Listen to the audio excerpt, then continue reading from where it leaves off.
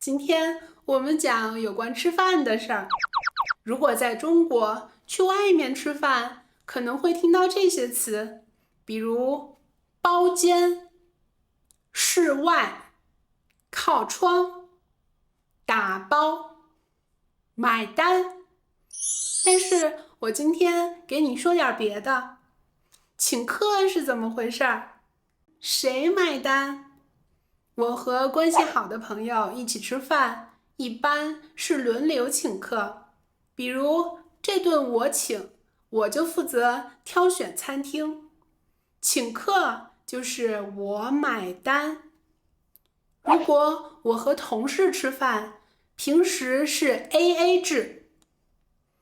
吃完后，买单的那个人就会在微信群里发起一个群收款。群收款，大家点一下就可以把自己的那份钱转过去。如果需要请别人吃饭，或者别人想请我吃饭，一般会说清楚。我想请你吃顿饭，什么什么时候，你有没有时间？我想请你吃顿饭，今天晚上你有没有时间？这个算是正式的、非常有诚意的邀约，有时候还会把请客的原因说清楚。比如，我想请你吃顿饭，上次你给我发的数据可真是帮了大忙，给我个机会感谢你一下吧。什么什么时候你有空吗？如果没有说清楚谁买单，有些人呀就会争着买单，争着买单，大概是因为关系很好，很看重对方，才愿意抢着买单。如果是和亲戚来往，一般是长辈负责买单，这个不是绝对的，有时候也会看经济情况来定。如果是很久没有见面的朋友，他很远过来找你，你同意了，一般就是你请客，这个叫好客之道。好客之道。当然，有人很大方，比起钱来更在意情分。情分。也有人很抠门儿，也有人爱占便宜。刚才我说的请客习惯只是我个人接触到的环境，我讲的呢，也只是我和外部世界的相处规则。酒桌文化，如果有利益往来，我请客。比如我有求于别人，或为了答谢别人的帮忙，那点菜的权利一般是留给客人。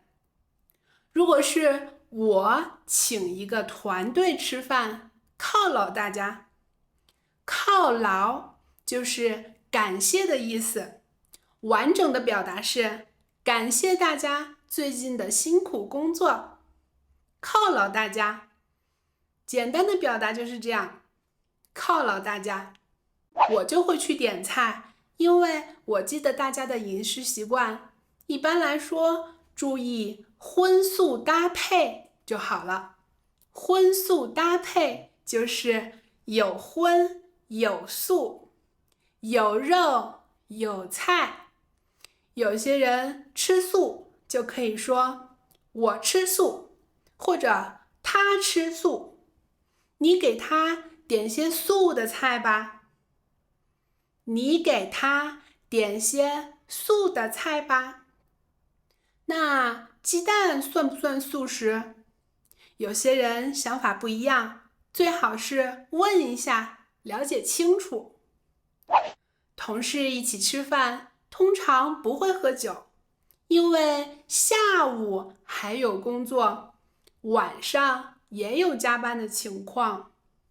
周末通常不会花时间和同事吃饭，会留时间陪家人。以前中国人吃饭喜欢边吃饭边喝酒，很多合作呢也是酒喝到位了，事儿就能办成。喝到位，意思字面呢是尽兴，几乎就是喝醉。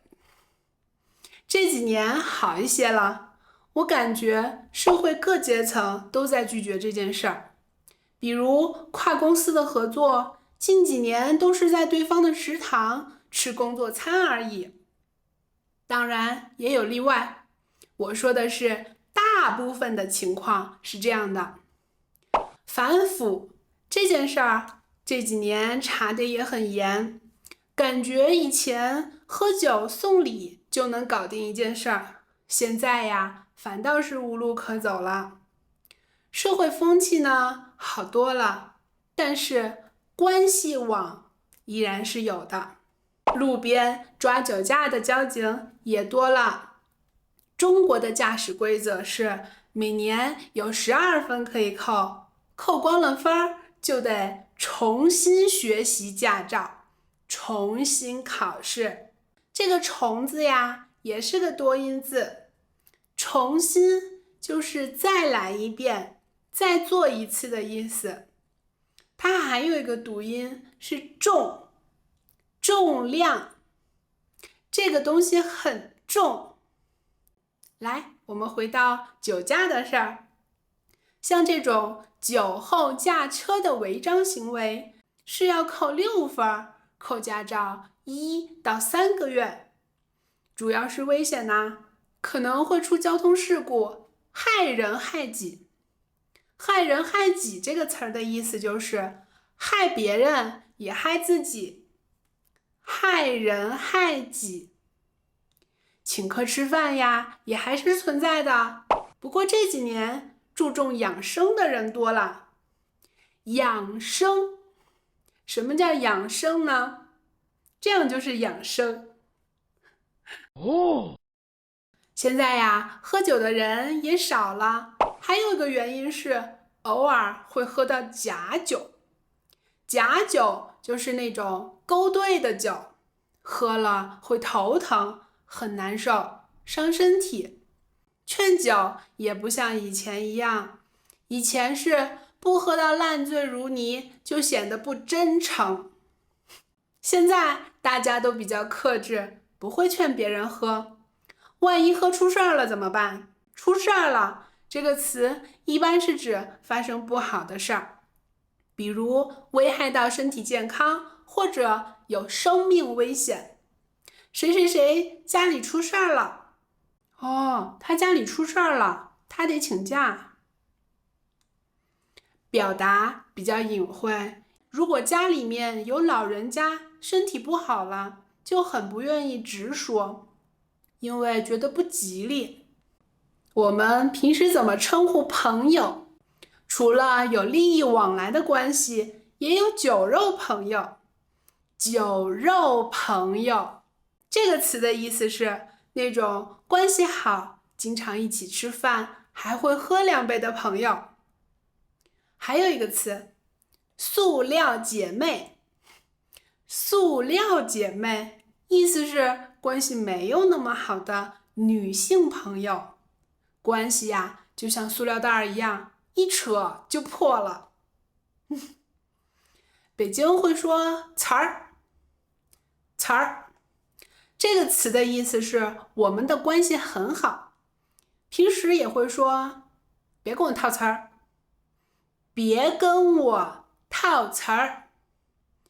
套词的意思是说假装关系好，别跟我套词儿，别跟我假装关系好，别跟我套近乎。这几个句子都是别跟我假装关系好。为什么要跟别人划清界限呢？其实也可以在开玩笑的时候这样用，比如别人找你帮忙，但是很难办，他总是缠着你，喋喋不休，就可以说，哎呀，别跟我套词儿，办不到。其实没有冷漠，看表情就能看出来，对吗？喋喋不休这个成语的意思就是巴拉巴拉一直讲个不停，喋喋不休。我现在就是喋喋不休的说话。北方人形容关系好叫做哥们儿，南方人很少用儿化音，就说兄弟。兄弟，女生之间关系好叫闺蜜。闺蜜这个词比较通用，我们也喜欢称呼关系好的叫老表、老铁。比如隔壁邻居巴基斯坦，我们就叫巴铁。巴铁。越南的朋友就叫越南老表。越南老表。好，希望大家有中国的哥们儿、兄弟，还有闺蜜，来中国玩，品尝中国的美食。下一期我们去购物吧，会遇到什么呢？拜拜。